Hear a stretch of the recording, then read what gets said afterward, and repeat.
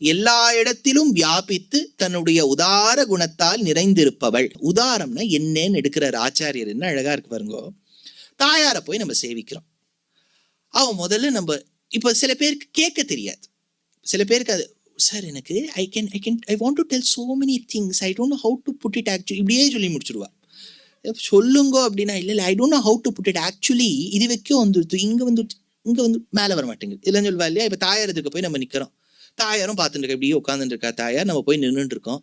ஒருவேளை இவனுக்கு நல்ல கொஞ்சம் வாகனங்கள்லாம் வேணுமோ என்னமோ, புது கார் ஏதாவது வேணுமோ என்னவோ, அதுவும் எலக்ட்ரிக் வெஹிக்கல்லாம் இப்போ ரொம்ப நல்லா வந்திருக்கு, அதனால எலக்ட்ரிக் வெஹிக்கிள் நல்ல ஒரு இதோட கட்டாட்சிக்கிறாங்க. பார்த்தா ஒரு எலக்ட்ரிக் வெஹிக்கிள் இருக்கு, நல்லா ரிப்பன் எல்லாம் கட் பண்ணி அங்கே பெரிய ஒரு கீ எல்லாம் அந்த ஒரு இதெல்லாம் வச்சு ஃபோட்டோலாம் எல்லாரும் போடுவாங்க, அந்த மாதிரி ரெடியாக இருக்கு.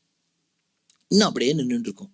அப்போ தாயாருக்கு என்ன தோணி போயிடும், வேற ஏதாவது வேணும் போல இருக்கும். பெரிய பியூட்டிஃபுல் அட்டிகை, அவ்வளோ அழகாக இருக்குது, அதுவும் ஆன்டிக் ஃபினிஷில், மேட் ஃபினிஷில் வந்திருக்கு, ரொம்ப அழகாக ஆன்டிக் ஃபினிஷில் ரொம்ப அழகாக இருக்குது பார்க்கறதுக்கு.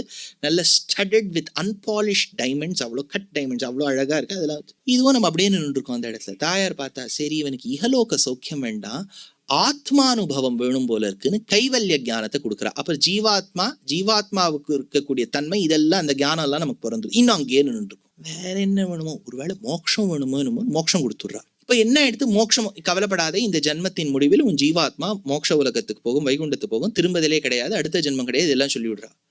இது சொன்ன உடனே நம்ம கிளம்பி போயிடுறோம். அப்போ தாயார் ரொம்ப யோசிக்கிறாளா, முதல்ல நம்ம கை கூப்பி நின்னானே அவனுக்கு இந்த இகலோக சௌக்கியம் கொடுத்துட்டோம், கைவல்ய ஞானம் கொடுத்துட்டோம், மோட்சம் கொடுத்துட்டோம், ஐயோ அவன் நமஸ்காரம் பண்ணதுக்கு பிரத்யுபகாரமா நம்ம கிட்ட வேற எதுவுமே கொடுக்க முடியாம போயிடுதே அப்படின்னு நினைப்பாளாம். அப்ப என்ன ஆகுமா, ஒரே வெக்கமா தாயாருக்கு, ஐயோ அவர் கேட்டு எனக்கு கொடுக்காம போயிட்டேன்னு வெக்கத்துல தலை குனிவாளாம். அதுக்கு உதாரம்னு பேராம். அப்பேற்பட்ட தாயார் ரெண்டு விதமான விஷயங்கள் தாமரையை பிரகாசிக்க வைக்கிறா. ஒன்னும் இந்த உலகத்துல இருக்கக்கூடிய பிரகிருதி, பிரகிருதிங்கிற தாமரை பூப்பது அவளுடைய கடைக்கண் பார்வையால், ஜீவாத்மாங்கிற புருஷன் பூப்பது அவளுடைய கடைக்கண் பார்வையால். ரெண்டு தாமரையும் பூக்க வைக்கிறாளா. அப்பேற்பட்டவளுடைய அனுகிரகத்தால் சேதன அச்சேதனங்கள் கூட பிரளய காலத்தில் தயையின் கட்டாட்சத்தால் பூக்கின்றதே. அப்பேற்பட்ட பத்மநேமி.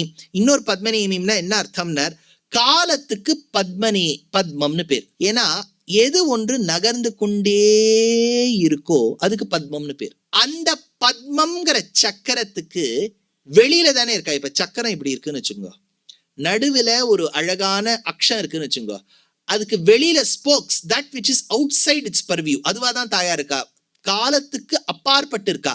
அப்ப அந்த சக்கரம் பத்மம்ங்கிற கால சக்கரத்துக்கு நேமியா இருக்காளா, பத்மநேமி.